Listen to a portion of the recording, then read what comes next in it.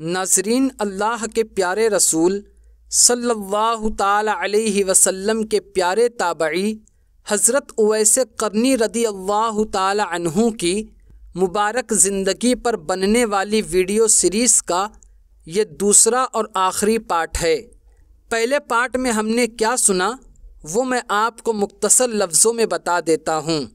کہ اللہ کے پیارے رسول صلی اللہ تعالی علیہ وسلم نے اپنے جانثار صحابہ کرام رضی اللہ تعالی عنہم کے سامنے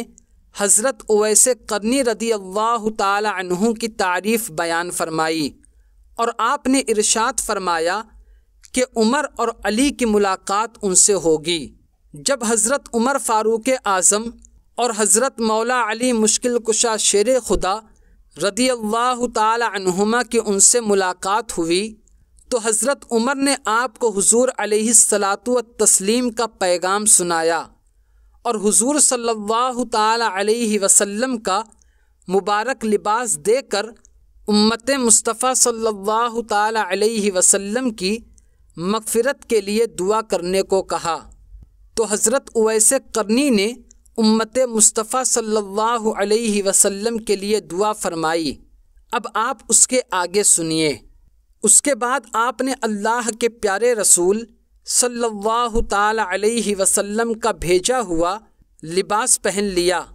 اور آپ نے ارشاد فرمایا کہ میری سفارش پر بنو ربیہ اور بنو مدر کی بھیڑوں کے بالوں کے برابر اللہ تبارک و تعالی نے لوگوں کی مغفرت فرما دی ہے۔ اور جب حضرت عمر فاروق اعظم نے آپ سے حضور کی زیارت نہ کرنے کے متعلق سوال کیا تو آپ نے ان سے پوچھا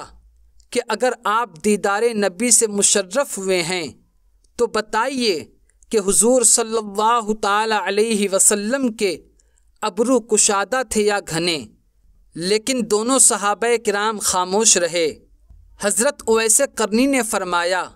کہ اگر آپ اللہ کے رسول صلی اللہ علیہ وسلم کے دوستوں میں سے ہیں تو یہ بتائیے کہ جنگ احد میں حضور کا کون سا دانت مبارک شہید ہوا تھا؟ آپ نے اتباع نبوی میں اپنے تمام دانت کیوں نہ توڑ ڈالے؟ یہ کہہ کر آپ نے اپنے تمام ٹوٹے ہوئے دانتوں کو دکھا کر کہا کہ جب حضور کا مبارک دانت شہید ہوا تو میں نے اپنا ایک دانت توڑ ڈالا، پھر خیال آیا کہ شاید کوئی دوسرا دانت ہو۔ اسی طرح ایک ایک کر کے جب میں نے تمام دانت توڑ ڈالے اس وقت مجھے سکون نصیب ہوا۔ یہ دیکھ کر دونوں صحابہ کرام پر رقت طاری ہو گئی۔ جب حضرت عمر فاروق اعظم نے اپنے لیے دعا کی درخواست کی تو آپ نے فرمایا کہ میں نماز میں التحیات کے بعد یہ دعا کرتا ہوں، اللہم اغفر للمؤمنین والمؤمنات، یعنی اے اللہ تمام مؤمن مرد اور عورتوں کو بخش دے۔ اگر تم ایمان کے ساتھ دنیا سے رخصت ہوئے تو تمہیں سرخروئی حاصل ہوگی، ورنہ میری یہ دعا بے فائدہ ہو کر رہ جائے گی۔ حضرت عمر فاروق اعظم نے جب وصیت کرنے کے لیے فرمایا تو آپ نے کہا کہ اے عمر فاروق اعظم، اگر تم خدا شناس ہو تو اس سے زیادہ افضل اور کوئی وصیت نہیں کہ تم خدا کے سوا کسی دوسرے کو نہ پہچانو۔ پھر آپ نے پوچھا کہ اے عمر فاروق اعظم، کیا اللہ تم کو پہچانتا ہے؟ تو آپ نے فرمایا ہاں۔ پھر حضرت اویس قرنی نے فرمایا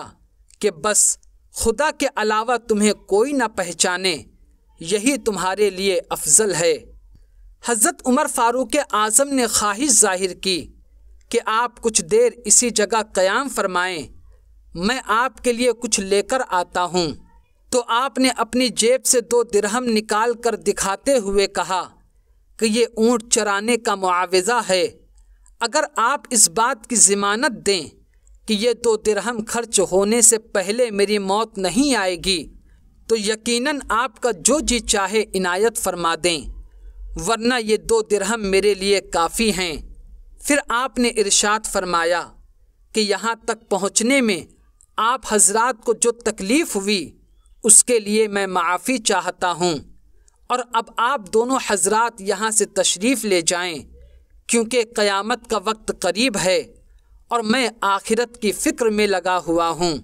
پھر ان دونوں صحابہ کرام کی واپسی کے بعد جب لوگوں کے دلوں میں حضرت اویس قرنی کی عظمت بیٹھ گئی اور لوگ جمع ہونے لگے تو آپ وہاں سے کوفہ تشریف لے گئے، اور وہاں پہنچنے کے بعد بھی صرف حرم بن حبان کے علاوہ کسی دوسرے شخص نے آپ کو نہیں دیکھا، کیونکہ جب سے حرم بن حبان نے آپ کی شفاعت کا واقعہ سنا تھا وہ آپ کی زیارت کے اشتیاق میں آپ کو تلاش کرتے ہوئے کوفہ پہنچ گئے تھے۔ اللہ تبارک و تعالی ہمیں حضرت اویس قرنی رضی اللہ تعالی عنہ کے عشق رسول کا صدقہ عطا فرمائے، ان کی غلامی میں زندگی اور موت نصیب فرمائے۔